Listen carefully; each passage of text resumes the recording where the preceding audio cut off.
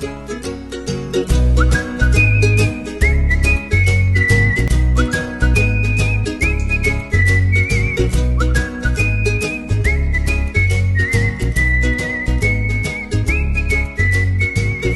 everyone, Shelby Thomas with you today. I have a card using one of my favorite techniques, which is pan pastel and a stencil using translucent texture paste. You're going to need a stencil, the translucent texture paste, paper of course, and here I have a scrap paper which I like to work on top of when I'm using stencils. I have two card fronts cut because I tend to mess up the first one, so hopefully I can get through the video and not need the second one. The stamp set I'm using is I borrowed from a friend, and it's from Stamp Nation. I believe it was from one of their exclusive sets.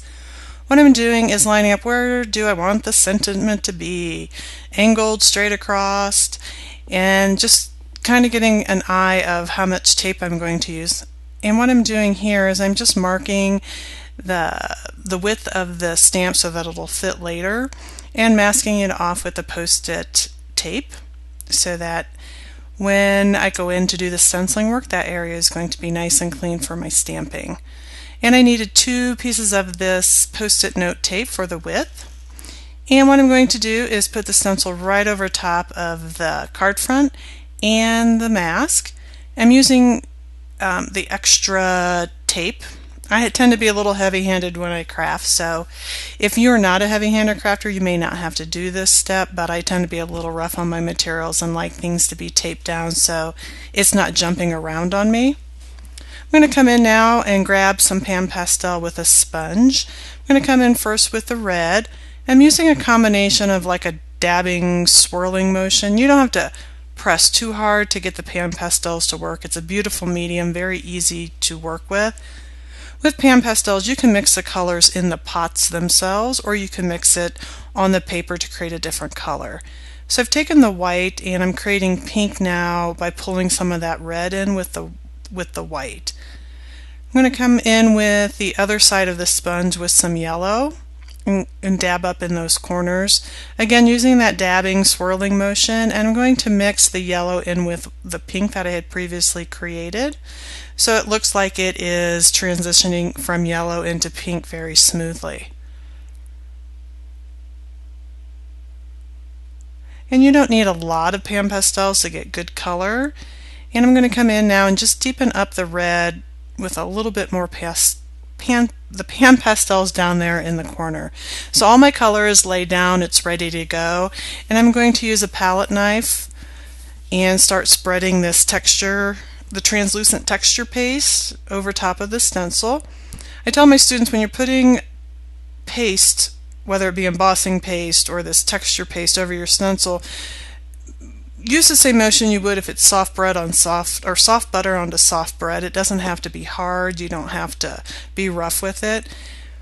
The other thing that you can think of when you're laying down your paste in your medium is you can adjust the height or the depth of the embossing material by using the edge of your palette knife. So the thinner that you want, you can scrape it up off the stencil with the edge of that palette knife.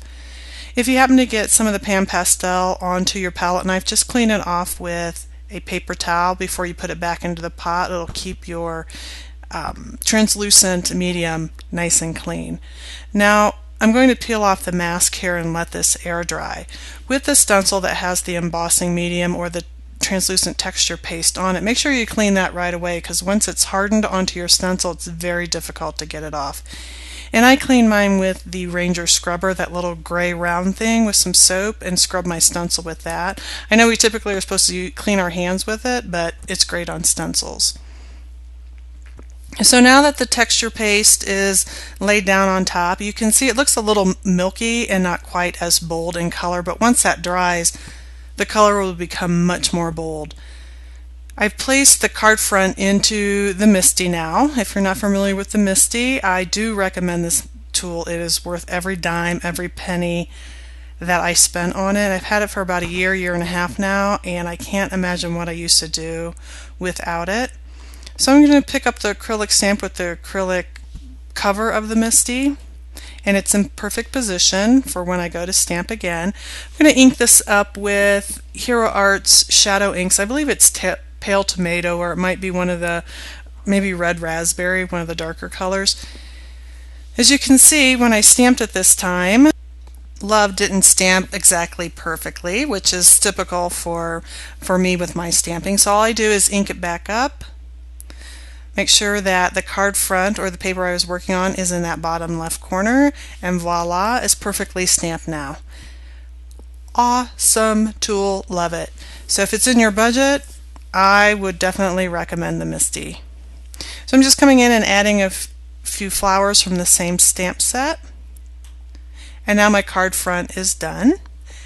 The last step that I do with single panel cards is I like to use foam tape just to give a little depth and dimension to the design.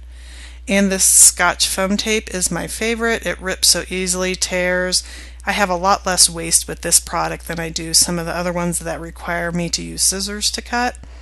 Now I'm just peeling off the back, throwing it onto the floor. I'll vacuum it up later. I'm a dirty, messy crafter. And when I place it on a card front, I like to have onto the card base, I like to have the card base wide open so that it's not adding more dimension which I have to play with. So once it's flat, it's much easier to apply the card front.